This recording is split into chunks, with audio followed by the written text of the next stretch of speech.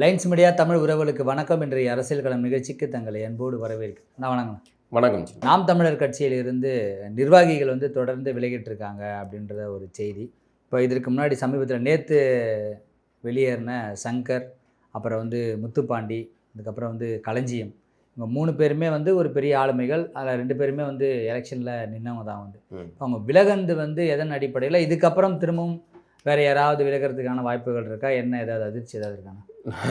அதிர்ச்சி எல்லாமே அதிர்ச்சி தான். ஒரு சிறு விமர்சனம், சாதாரண ஒரு சந்திப்புகள், அதை ஒட்டி ஏகலைவன் வைத்த அவருடைய பார்வை, அது விமர்சனம் கூட கிடையாது, பார்வை. இந்த மாதிரியான இதெல்லாம் கீழ்மட்டத்தில் இருக்க நம்ம தம்பிகளுக்கு ஒரு சிக்கலை உண்டு பண்ணும்.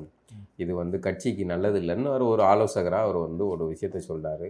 அதை ஒட்டி நாம் தமிழர் கட்சியை சேர்ந்த ஒருங்கிணைப்பாளர் ஒருத்தர் அவர் தராதரமற்ற முறையில் சில்லறைத்தனம்ங்கிற அடிப்படையில் ஏகலைவனம் பேசுகிறார். நம்ம இந்த டாப்பிக்குகளை பேச வேணான்னு நினச்சி விட்டுறணும் அப்படின்னு நினச்சாலும் கூட அதை ஒட்டி எல்லாமே வருது, சுற்றி அதுக்குள்ளே வருது. நமக்கே சரி அதை விட்டுருவோம், இது வேணாம் அப்படின்னு நினச்சா கூட முதல் நாள் சங்கர் போகிறாப்புல, அதுக்கு முந்தி முத்துப்பாண்டி ரீசைன் பண்ணுறாப்புல, இப்போ களஞ்சியம் போகிறாப்புல. களஞ்சியம் போகிறத முன்னாடி நம்ம சொன்னோம், அடுத்து அவர் போவார். அவர் நான் கட்சியில் இருக்க போகிறேன்னு ஒரு வாரத்துக்கு முன்னாடி சொன்னார். ஆனாலும் அவர் இருக்குன்னு விரும்பினா கூட இருக்க மாட்டேன், அது உண்மைதான்.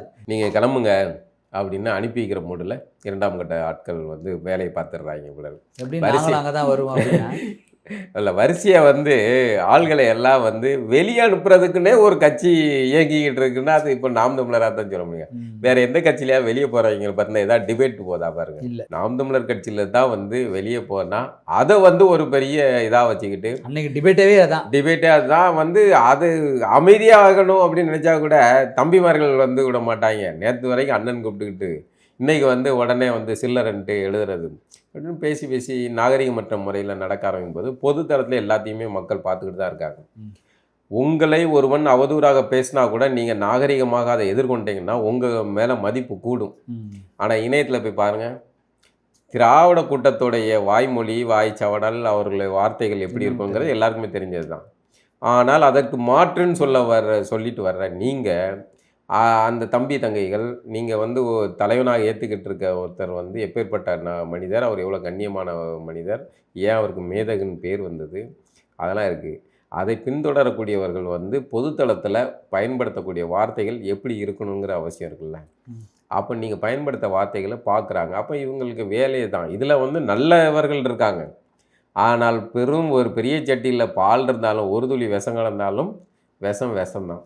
அப்போ அந்த மாதிரியான வார்த்தை பிரயோகங்கள் அதிகமாக இருக்குது. இது என்னென்னா, ஏகலைவன் கருத்து வச்சார். அதுக்கப்புறம் அந்த கருத்து இதுக்கு எல்லாத்துக்கும் பேஸ் பார்த்திங்கன்னா அந்த புகைப்படம், சந்திப்புகள், தொடர் சந்திப்புகள், இந்த விஷயங்கள் தான் வரப்போகிற தகவல்கள், வந்த தகவல்கள், இதெல்லாம் சிலருக்கு அதிருப்தியும் நம்பிக்கையின்மையும் உருவாக்குது. அதனால் வெளியே போகிறாங்க. வெளியே போகிறவங்கெல்லாம் கொஞ்சம் நாகரிகமாக பாலிஷாக அப்படி 2 வார்த்தைகளை சொல்லிவிட்டு வெளியே போகிறாங்க. ஆனால் இந்த கீழே இருக்கிறவங்க ஏய் இப்போ ஏறா பாப்பன்ட்டு அவங்கள இழுக்கிறாங்க. இது அவசியமே கிடையாது. நான் எல்லாம் சொன்னேன், கல்யாண சுந்தரமோ ராஜீவ்காந்தி எவர் கட்சி விட்டு வெளியே போனால் கூட நாளைக்கே போன இடத்துல அவர்களுக்கு இதை விட நமக்கு சீமானந்தம் தான் பாதுகாப்பு, நாம் தமிழர் தான் நமக்கு இதானது, அரசியல் என்னென்ன நடக்கலாம். அப்படிங்கும்போது அவர்கள் திரும்ப வர்றதுக்கான வாய்ப்பை வைக்கணும். ஆனால் இங்கே நம்ம கிளம்பிட்டானா அப்பாடா கிளம்பிட்டா அனுப்பிடுறா, கேட்டை க்ளோஸ் பண்ணு, திரும்ப வந்துடக்கூடாதுங்கிற மாதிரியே அது என்னென்னா சீமானை சுற்றி இருக்கிற ஒரு வலைப்பின்னல். அந்த வலைப்பின்னல் யாரையும் மேற்கொண்டு நகர விடாமல் பார்த்துக்கிட்டதில் ஒரு இது பண்ணுறாங்க. அதனால் இப்படியான சம்பவங்கள் நடக்குது. இது வருத்தத்துக்குரியது தான். ஒரு ஒரு கட்சி தோல்வி அடைகிறது ஒன்றும் இது கிடையாது, வருத்தத்துக்குரியது கிடையாது. ஒரு வெற்றி தோல்வி வீரனுக்கு சகஜமானது. ஒரு கட்சி தோத்தனால அந்த கட்சி புறக்கணிக்கப்பட வேண்டிய அவசியம் கிடையாது. ஆனால் அந்த கட்சி தோல்விக்கு பிறகு எப்படி மீண்டெழுது அப்படிங்கிறது முக்கியமானது. அதே சமயம் அந்த கட்சி தோல்வியை விட நம்பிக்கையின்மை இழக்கிறது அப்படிங்கிறது மிக முக்கியமானது. சமரசத்தோடு இப்போ இதுக்கான பேஸ் என்ன, ஏன் இவ்வளோ வருத்தங்கள் வருது? பல பேருக்கு நம்ம புலிவாலை பிடிச்ச கதை மாதிரி நம்ம இந்த இயக்கத்தை இது பண்ணிட்டோம், நம்ம இது பண்ணக்கூடாது அப்படின்ட்டு இப்போ நிறைய பேர்லாம் அண்ணனுடன் நாங்கள் இருக்கிறோம், நாங்கள் எப்போதும் இருப்போம், வாழ்ந்தாலும் வீழ்ந்தாலும் அப்படின்ட்டு ரைட் அப்புலாம் எழுதிட்டு. ஏன்னா இவங்கெல்லாம் இப்படி வெளியே போகிறாங்கல்ல, அதை சமன்படுத்த அநாகரிகமாக விமர்சனம் பண்ணிட்டு வெளியே போகக்கூடாது. இல்லை இந்த இப்போ கொஞ்சம் பேர் போஸ்ட் போட்டுக்கிட்டு இருக்காங்க. ஆமாம். சீமானோட இருக்கிற படங்களை போட்டு இது பண்ணுறாங்க. அது என்னன்னா மற்றவர்கள் வெளியே போகிறதுனால இல்லை நாங்கள்லாம் இருக்கோம் அப்படின்னு காட்டுறதுக்காக பண்ணுறாங்க. இது ஒரு உளவியல் சார்ந்த விஷயம்னு வைங்களேன். ஆனால் அதை விட இப்படி வெளியே போகிறவங்கள கண்ணியமாக போயிட்டு வாங்க, எங்கே போனாலும் நல்லா இருங்க அப்படின்ட்டு விட்டுறணும். அப்போது வந்து அது ஒரு நாகரிகமாக இருக்கும் அப்படிங்கிறதுக்காக சொல்கிறேன் நான்.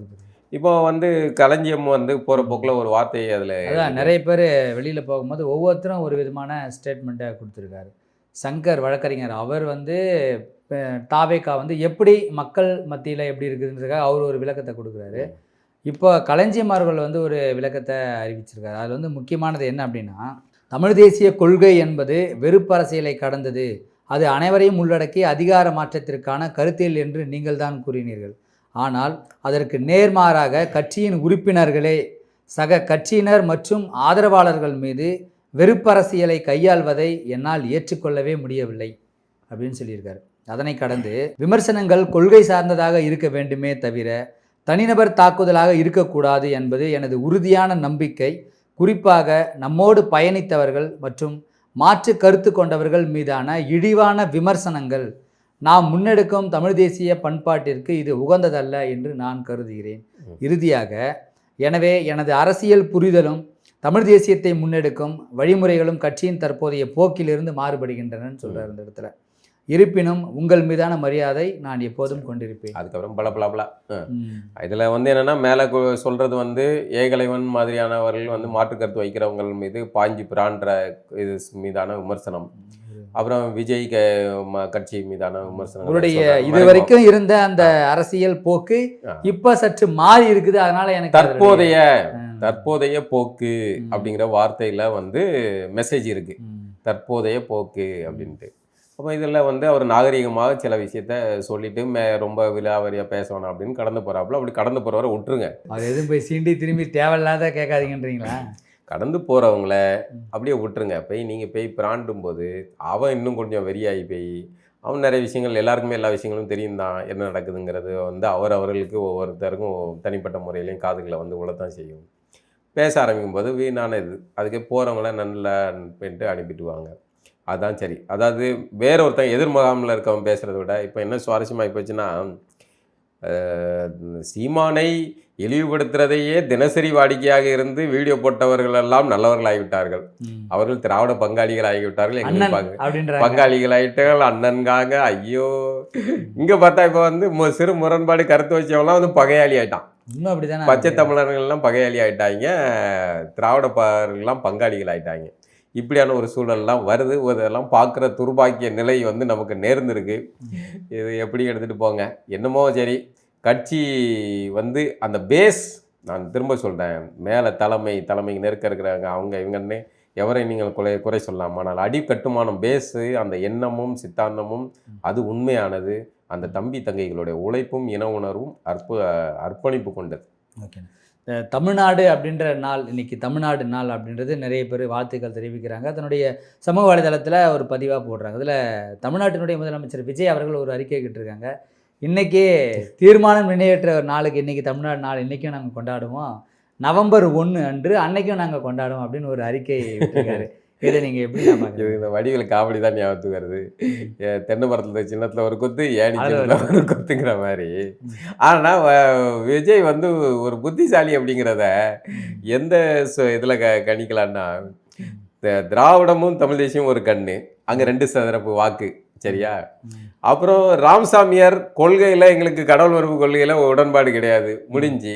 ஆனால் ராமசாமியாரை நாங்கள் செல்ஃப் ப்ராப்பர்ட்டியாக வச்சுக்கிடுவோம், முடிஞ்சு போச்சு. அப்போ திராவிட கூடாரத்து ஆட்களுடைய குறி பாய்ச்சி அடிக்கிற இவன் பாஜகவுடைய ஆள் அப்படின்னு சொல்ல முடியாது. ஏன்னா ராமசாமியாரை நாங்கள் வச்சுருக்கோம்ப்பா, எப்படி சொல்ல முடியும் அப்படிங்கிற இதை அந்த ஏரியா ஆஃப் பண்ணியாச்சு.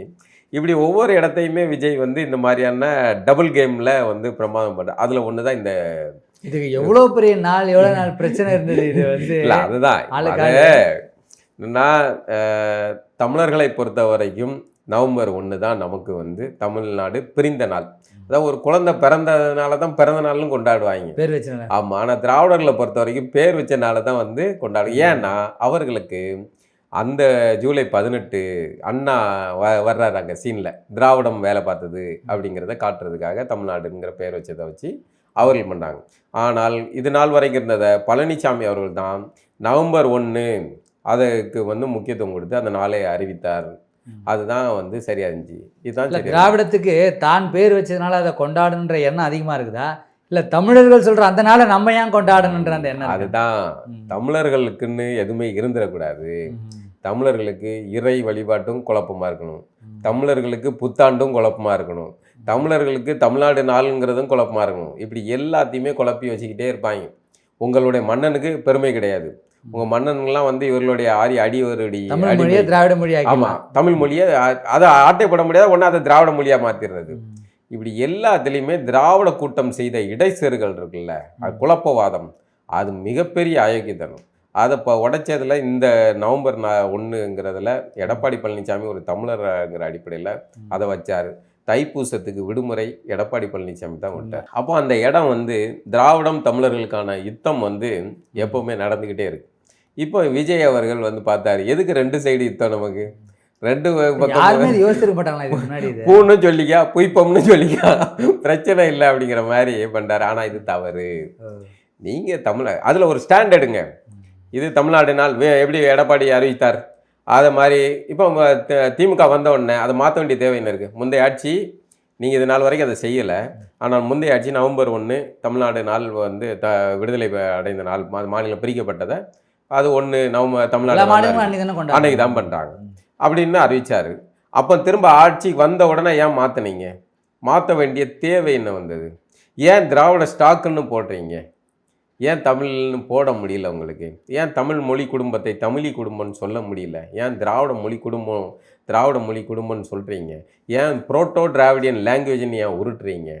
இதெல்லாம் பார்த்தீங்கன்னா இந்த பின்னணி அரசியல் என்னங்கிறது உங்களுக்கு புரிய முடியும். அப்போ இப்போ விஜய் அவர்கள் வந்து இதில் வந்து ஒரு சரியான நிலைப்பாடு எடுக்கணும். அப்போ என்ன பண்ணுறார் விஜய்? அந்த கூட்டத்தை வந்து ஆஃப் பண்ணுறதுக்கு இந்த ஜூலை 18 நீ வச்சிக்கா, இந்த தமிழ் தேசிய ஆட்களை வந்து சமரசப்படுத்துறது இந்த அன்னி நவம்பர் 1 வச்சிக்கா, போ முடிஞ்சு.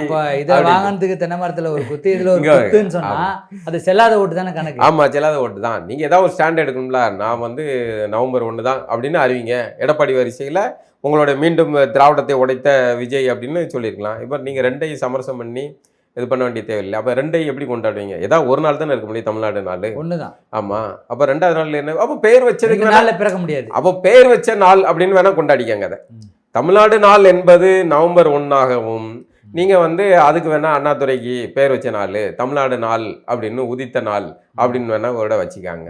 பேர் வைக்கப்பட்ட நாள் அதுக்கு வேணால் பண்ணிக்காங்க. ஆனால் 2ஐயும் தமிழ்நாடு நாள்னு கொண்டாடுறதுங்கிறது சரியாக இருக்க முடியாது. அது வந்து சமரசம். இதுதான் வந்து இந்த மாதிரி 2 பக்கம் இல்லாமல் பண்ணுறது, அரசியல் பண்ணுறது ஒரு யுக்தியாக கூட இதை எடுத்துக்கலாம். இல்லை, அரசியல் யுக்திங்கிறத எல்லாத்தையுமே விட்டு கொடுக்க முடியாதுல்ல. நீங்கள் வந்து ராமசாமி போட்டோ வச்சிங்க, செட் ப்ராப்பர்ட்டி, அது உங்கள் பஞ்சாயத்து. நீங்கள் கடவுள் உங்கள் டேபிளில் சிலுவை வச்சுருக்கிறீங்க, அது உங்களுடைய சுதந்திரம். ராமசாமி கடவுள் மறுப்பை ஏற்றுக்கல, அதனால நீங்கள் சிலுவை வைக்கக்கூடாது. தாராளம் வைக்கலாம், ஏன் வைக்க விட? நான் கூட திருநீர் பூசியிருக்கேன், பட்டை கூட அடிப்பேன் நாளைக்கு, அது என்னுடைய சுதந்திரம். அது மாதிரி யாரும் பெருசாக பேச மாட்டேங்கிறாங்க. அதை அவர் வச்சது மட்டும் இல்லை, அதை தான், அது ஒன்றும் தவறு கிடையாது. அவருடைய சிலுவை, அவர் நம்பிக்கை, உங்களுடைய முதல்வர் இதில் நீங்கள் உங்களுக்கு நம்பிக்கை. இப்போ எடப்பாடி பழனிசாமி இருந்தார், எப்போவுமே திருநீர் பூசிட்டு தான் உட்காந்துருப்பாப்புல. அது வந்து யாரும் சொன்னாங்களா? அப்படி ஒன்றும் இது கிடையாது. அது தவிர்க்கணும்னா தவிர்க்கலாம், வைக்கிறது வந்து அவர்களுடைய நம்பிக்கை. இப்போ விஜய் தான் வந்து வேலை தூக்கிட்டு தான் போகிறாரு, முருகன் கோயிலுக்கு போகிறார், வரிசையாக ஒவ்வொரு கோயிலுக்கும் அவர் தான். இப்போ வந்து இந்துக்கள் கூட ஜோதிடத்தை இவ்வளோ இதாகிறாங்களா இல்லையா, அவரு நம்பிக்கிட்டு கூடவே ஜோதிடருக்கு போஸ்டிங் எந்த யாராவது கொடுத்தாங்களா? ஆனால் இவர் தான் கொடுக்கறதுக்கு பண்ணார். அதை ரத்து பண்ண வேண்டிய நிலையை அதை ஏற்றுக்கிறாங்க. இதை ஏற்றுக்குவாங்களா என்னன்னு தெரியும். எதை ஏற்றுக்குவாங்க? இப்போ இந்த மாதிரி முருகருக்கு கோவிலுக்கு போகிறது, வைக்கிறது, திருச்செந்தூர் கோவிலுக்கு போகிறது எல்லாத்தையும் ஏற்றுக்குவாங்க. ஆனால் அவருடைய அலுவலகத்தில் சிலுவையை வச்ச மட்டும் ஏற்றுக்குவாங்களா என்னன்னு எனக்கு இல்லை. அது அவருடைய சுதந்திரம்ங்கிற அவருடைய நம்பிக்கை. எனக்கு எல்லா தெய்வத்தையும் ஏங்க மதம், அதை வந்து நம்ம தனியாகவே பேசலாம். மத நம்பிக்கை என்பது வேறு, இறை ஆற்றலை உணர்வது என்பது வேறு. மத நம்பிக்கை உள்ளவன் தான் ஏன் மதம் ஓ மதம்னு சண்டையை போட்டுட்டு மத கலவரத்தை உண்டு பண்ணிட்டு வெட்டிட்டு சாவான். ஆனால் பேராற்றலை, பிரபஞ்ச ஆற்றலை நம்பக்கூடியவர்கள் இந்த மத சண்டைகளில், இந்த மதத்தின் அடையாளங்களை ஒரு பொருட்டாகவே எடுத்துக்கிட மாட்டாங்க. அவர் ஏன் நான் திருநீர் பூசிட்டு போய் சர்ச்சில் போய் நான் ஜெபம் பண்ண ஆண்டவர் கோச்சிக்கிடுவாரா? இல்லை. என்ன அப்படிலாம் எதுவுமே கிடையாது. உங்களுடைய மனசு தான். நான் சர்ச்சுக்கு போய் ஜெபம் பண்ணுவேன், நான் மசூதிக்கு போய் தொழுகை பண்ணியிருக்கிறேன், எல்லாம் அனுபவத்திற்காக நான் செஞ்சுருக்கேன். இதில் என்ன தவறு இருக்குது? எனக்கு வந்து ஒரு மனத்தடங்கள் எந்த இதுவும் இல்லையா? சிறுவயதிலிருந்து என் தந்தை வந்து அப்படி தான் எங்களை வளர்த்தார். எல்லா மதமும் உயர்ந்தது தான், எல்லா மதமும் ஒன்று தான், எம்மதமும் சம்மதம் அப்படின்னு தான் சொல்லி வளர்த்தார். எல்லா மனிதர்களும் நேசிக்கணும் தான். அதனால் மதம்ங்கிறது வேறு, இறையாற்றலை உணர்வது வேறு. இறையாற்றலை உணர்தல் அப்படிங்கிறது மேம்பட்ட சிந்தனை. கீழே இருக்கிறது என் மதத்தை எந்த இறைவனையாவது காப்பாற்றுறதுக்கு நான் வரல, அது ஒழிக்கிறதுக்கு நான் வரல. நான் ஒழிக்கவே முடியாது, வைக்கவும் முடியாது. இது நம்மளுடைய கூட்டு மனநிலைக்காக, கூட்டு வாழ்வியலுக்காக நம்ம உருவாக்கிக்கிற அடையாளங்கள் தான், அவ்வளோதான். மின்சாரத்தை வச்சு நீங்கள் அயன் பாக்ஸும் வச்சுக்கலாம், பேனும் போட்டுக்கலாம், ஏசியும் போட்டுக்கலாம். அது உங்களுடைய தேவையை பொறுத்து. இப்போ விஜய் அவர்கள் வந்து நிறைய அரசு அலுவலகங்கள், அதுக்கப்புறம் வந்து ஹாஸ்டல்ஸ், இந்த சமூக நீதி விடுதிகளெல்லாம் போயிட்டு திடீர்னு போயிட்டு விசிட்டிங் பண்ணுறாரு. அந்த மாணவர்களும் வந்து அவங்க எவ்வளோ குறைகள் வச்சுருக்காங்க எல்லாத்தையும் சொல்கிறாரு. ஏறக்குறைய ஒரு 20-25 நிமிஷம் சொல்கிறாங்க. அதையும் காது கொடுத்து கேட்குறாரு. இதுவே எங்களுக்கு ஒரு பெரிய ஒரு மதிப்பாக இருக்குது, எங்களுக்கு ஒரு சந்தோஷமாக இருக்குது அப்படின்னு சொல்கிறாங்க. இப்போ விஜய் அவர்களுடைய இந்த விசிட்டிங்லாம் நீங்கள் எப்படி பார்க்குறீங்க? இல்லை, இந்த விசிட்டிங்லாம் வரவேற்கக்கூடியதான், நல்ல ஒரு அணுகுமுறை தான், பாராட்டக்கூடியது தான். இப்போ ஹாஸ்டலுக்கு அதுவும் பொதுவாக இந்த எம்சி ராஜாவுடைய அந்த இதுக்கு போனது பார்த்தது, அதெல்லாம் வந்து என்னென்னா ஒரு நம்பிக்கையை கொடுக்கறது அந்த மாணவர்களுக்கு. நேரடியாக இதெல்லாம் வந்து நாங்கள் திமுக ஆட்சியில் நாங்கள் பண்ணலையே. நம்ம வந்து சேப்பாக்கத்தில் என்ன வராங்க, சேப்பாக்கத்தில் குடியிருப்பு இருக்கக்கூடிய மக்கள் ரொம்ப இக்கட்டாக இருக்கிற அந்த குடியிருப்புகள் வளாகத்தில் எங்கள் உதயநிதி ஸ்டாலின் போயிட்டு பாத்ரூம்லாம் திறந்து உள்ளே போயிட்டு பார்த்தாரு. இது வரைக்கும் யாருமே இப்படி வந்து உள்ளே பார்த்ததே இல்லைன்னு அந்த மக்கள் எவ்வளோ ஆர்ப்பரிச்சாங்க தெரியுமா? எல்லாம் ஆட்சிக்கு வந்து புதுசில் சும்மா அப்படிலாம் இருக்க வேண்டியது. அதான் இந்த மாதிரி ட்ராமாக்கள் செஞ்சாங்கன்னா அது ட்ராமான்னு தெரிஞ்சு போயிடும். நீங்கள் பார்த்தீங்கன்னா ஸ்டாலின் அவர்கள் அதெல்லாம் உச்சக்கட்ட கொடூரமாக இருந்தது.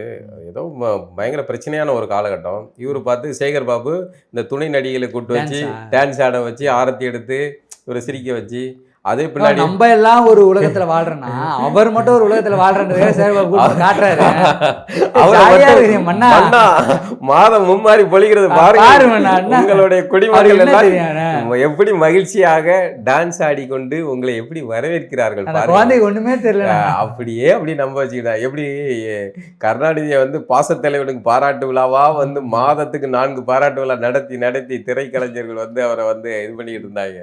அது மாதிரி ஸ்டாலின் பண்ணாங்க. கடைசியில் குளத்தூர்ல போய் ஒரு கண்ணீர் விட்டு அழ வேண்டிய நிலைமையை உருவாக்குனாங்க மக்கள். அதுதான் மகிழ்ச்சியே. தமிழர்கள் உண்மையிலே ரொம்ப மகிழ்ச்சி அடைய வேண்டிய விஷயம் என்னன்னா, திராவிடம் வந்து வீழ்த்தப்பட்டது. அது மிக மிக சரியான திராவிடத்தை திராவிடத்தை எவனாலையும் ஒன்றும் பண்ண முடியாது. ஆமா, இப்ப அதான் அதான் குளத்தூர்ல கதர்னதை பார்த்தோம்ல.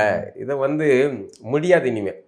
திராவிடம் அந்த ஐடியாலஜி சித்தாந்தம் முடிஞ்சு போச்சு. ஆனா அவர் முன்னாள் அமைச்சர் சொல்றாரு அனிதா ராதாகிருஷ்ணன். அவர் சொல்லுவார், அவர் என்னன்னா இப்ப பாஜகவோட பாசக்கார உறவு வைக்கலாம் அப்படின்னு பிளான் ஓடிக்கிட்டு இருக்கு. ஆமா, ஓடிக்கிட்டு இருக்கு. அது நடக்கும். என்ன நீங்க இப்படி ஷாக் ஆகுறீங்க? அதெல்லாம் நடக்கும். வேற வழியே இல்லை. இன்னைக்கு திமுக கூட்டணியில ஒரு ஸ்டாலின் அறிக்கைலாம் விட்டுருக்காருன்னா இந்த மாதிரி ஒன்றிய அரசையை வந்து மோடி அவர்களும் யாரும் விமர்சனம் பண்ணக்கூடாது அப்படின்னு சொல்லியிருக்காரு. கரெக்டாக வந்து கோடுவேர்டு அக்செப்ட் ஆகுது. எத்தனை கோடுவேர்டை தான் நம்மளும் பேசுறது. அப்படி சுற்றி இப்படின்னு ஏகப்பட்ட கோடுவேர்டுகளாக இருக்கு. அப்போ இது ஒரு சிக்கலாக இருக்குல்ல. இப்போ விஜய் அவர்களோட இந்த விசிட்டு ஒரு ஆரோக்கியமான ஆறுதல் கொடுக்குது. இது வருது இந்த முதல்வன் படத்துல எல்லாம் இந்த மாதிரியான டக்குன்னு ஒரு இவங்க தான் பேசணும், நீ பேசக்கூடாது, நீ தான் கேள்வி கேட்கணும், அப்படி எதுவும் இல்லை. அப்படி இல்லை, யார் வேணாலும் அது ஸ்கிரிப்டடு. இது இயல்பாக நடக்குது. நல்லது நடந்தால் பாராட்டுவோம். இதெல்லாம் ஆரோக்கியமான விஷயம், நம்பிக்கையை கொடுக்கக்கூடியதாக இருக்கும். இதே வேகம் எல்லாத்துலேயுமே இருந்தால் அது சிறப்பாக இருக்கும். அதே சமயம் இந்த மாதிரியான தவறுகள் நடக்கும்போது தவறுகளை சுட்டி காட்ட வேண்டியது அவசியம் இருக்குது. அரசுக்கு எதிராக விமர்சனம் செய்பவர்களை தேடி கைது பண்ணுறதெல்லாம் வந்து தவறான போக்கு. இதே வேலையை தான் திமுக செஞ்சு மாட்டினாங்க, கதற விட்டாங்க. அதனால் அந்த வேலையை திமுக தாவேக்கா செய்யக்கூடாது. அமைச்சர்கள் வந்து தங்களுக்கு எதிரான குற்றச்சாட்டுகளை வைப்பவர்கள் அவர்களுடைய கருத்து சுதந்திரம். அதில் வந்து முரண்கள் இருந்தால் நீங்கள் மான நஷ்ட வழக்கு போடுங்க. அதை விட்டு கைது பண்ணுறது, மிரட்டுவோம், வைப்போம், அந்த பண்ணலாம், அதெல்லாம் வந்து இங்கே ஜனநாயகத்தில் எடுபடாது. இது சமூக வலைதள காலம், ஊடகங்களை மிரட்டி பணி வைப்பதும் போல் இதை செய்ய முடியாது. இப்போ விஜய் அவர்கள் இந்த மாதிரியான விசிட்டிங் செஞ்சுட்டு இருக்கும்போது வைகோ வந்து திடீர்னு என்னாச்சுன்னு தெரியல, அவர் ரொம்ப பீரியம் ஆகிட்டு பாரு, யாரும் வந்து முதல்வர்களை வந்து நீங்கள் வந்து இப்படிலாம் மிரட்டக்கூடாது, அவருடைய ஆட்சி கவிழ் நீங்கள் யாரும் ஆட்டம் போடக்கூடாது, நான் இருக்கிற வரைக்கும் அதெல்லாம் ஒன்றும் நடக்காது. யாருக்கும் அனுமதி கிடையாது. சம்பவம் செஞ்சு அது நான் தான் செய்வேன். கூட்டணி ஆட்சி இருக்கும்போது நீங்க எப்படி அமைதியா இருந்தீங்க? இப்ப என்ன இந்த ஆட்சியில வந்தா மட்டும் நீங்க இப்படிலாம் சவுண்ட் விடுறீங்க, அப்படிலாம் பண்ணக்கூடாது அப்படின்னு ரொம்ப காட்டமான ஒரு விமர்சனத்தை கூட்டணி வச்சிருக்காரு. கட்சிகளுக்கு கூட்டணி குறிப்பாக கட்சிகளுக்கு. விசிகாவுக்கு மறைபொருளா அப்படின்னு பெயர்லாம் பெயர் சொல்லல. சொல்லல. அதை புரிஞ்சுக்கலாம். யார சொல்றாங்க திமுகவா விசிகாவா நமக்கு தெரியாது. ஒரு பெயர் சொல்லாத ஒரு விமர்சனத்தை வைக்கிறாரு. அது மறைபொருளா யாருன்னு சொல்றாருன்னு எல்லாருக்குமே தெரியும். ஏன்னா வீடியோ பாக்குறவங்க கூட்டணியில இருக்கிற மற்றவர்கள் இந்தியன் அந்த முஸ்லீம் லீக் அவங்க பண்ணலன்ட்டு பண்ணலன்ட்டார். அப்போ மத்த யாரு கம்யூனிஸ்டுகளும் விசிகா தான் இருக்கு. அவர்கள் தான் வந்து விமர்சனம் பண்றாங்க. அமைச்சரவையிலே இல்ல, அமைச்சரவையில இல்ல, விசிகா மட்டும் தான் அமைச்சரவையில இருக்கு. அப்ப யார் என்ன சொல்றாங்க? பேர் சொல்லலையே. பேர் சொல்லல, ஆனா பொருள் வந்து புரியுது இல்ல, இவங்கள தான் சொல்றாங்க அப்படின்ட்டு. அப்ப இந்த மாதிரி விமர்சனங்கள்லாம் வைக்காதீங்க. திமுக அணியில இருக்கும்போது நம்ம எப்படி வாயை மூடிட்டு இருந்தோம், அதே மாதிரி இருங்க. வைகோட்ட இருக்கிற பிரச்சனை என்னன்னா இப்படிதான் ஓவர் பெர்ஃபார்மன்ஸ் பண்ணிடுறது. ஆமா, அண்ணன் நான் முழுக்க விழுந்துட்டேன் அப்படிங்கிற மாதிரி எந்த கூட்டணி போறாங்க அங்க போய் ஓவரா பேசுறது, அதுவே பின்னாடி அவருக்கு டிராபேக்கா மாறுது. இதுதான் இப்ப என்ன தேர்தலுக்கு முன்னாடி ஒண்ணு பேச கூட்டணி கட்சிகள் என்பது விமர்சனம் செய்யணும். தேர்தல் கூட்டணி வேறு, அதிகாரத்துக்கு வந்த பிறகு நாங்க நல்லது கெட்டதுகளை சுட்டி காட்டுவோம், அதுதான் சுதந்திரம். வைகோ என்ன சொல்றாரு? திமுக கூட்டணி எங்களை பொட்டி பாம்பா அடக்கி வச்சிருந்துச்சு, அதே மாதிரி தாவேக கூட்டணி இருக்கணும்னு சொல்றாங்க. விசிகா வந்து விமர்சனம் பண்ணாங்க, சில விமர்சனங்கள் பண்ணாங்க. விசிகா பயங்கர முட்டு கொடுத்துச்சு, நீங்க முட்டு கொடுக்காதீங்க. விசிகா அப்பவுமே பயங்கர முட்டு கொடுத்துச்சு. இல்லன்னா வந்து எதுவுமே பண்ணலையா? விசிகா ஒன்று மதிமுக விசிகா விமர்சனம் பண்ணாங்க. மதிமுக அப்ப வாயை திறக்கல. அப்போ மதிமுக என்ன சொல்றது? வைகோ என்ன சொல்றாரு? நான் அப்போ அப்படி இருந்த மாதிரியே இப்போ இருங்க, நீங்க ஏன் இது பண்றீங்க அப்படின்னுக்காரு. அது தவறான போக்கு. கூட்டணியில இருந்தாலும் சரி, ஆட்சியில பங்கு வைத்தாலும் சரி, அப்ப இப்ப விசிகா பண்ணுவது சரிதானே? வீச்சு பண்ணுவது சரிதான், முரண்பாடு இருந்தால் சரி. ஆனா அந்த கருத்து சரியாங்கிறது அது தனி டாபிக். அவர் எதுல விமர்சனம் பண்றாங்க அப்படிங்கிறத பொறுத்து இருக்கு, எதை வந்து எதிர்க்கிறாங்க அப்படிங்கிற பொறுத்து இருக்கு. அதனால வைகோ வந்து ஓவர் பெர்ஃபார்மன்ஸை வந்து குறைப்பது நல்லது. ஓகேண்ணா, நம்ம மீண்டும் ஒரு நிகழ்வு சந்திப்போம்னா. நன்றி.